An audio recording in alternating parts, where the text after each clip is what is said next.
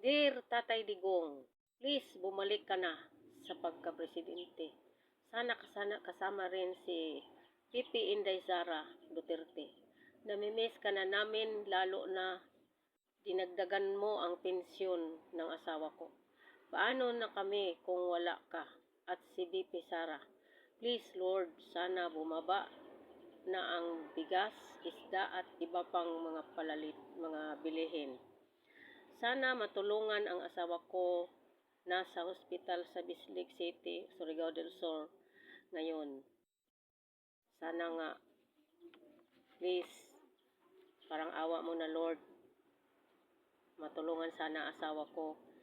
Ano na siya, na-oxygen siya ngayon. Please Lord, na-oxygen ang asawa ko ngayon. Tulungan mo siya Lord, please. Maawa ka naman.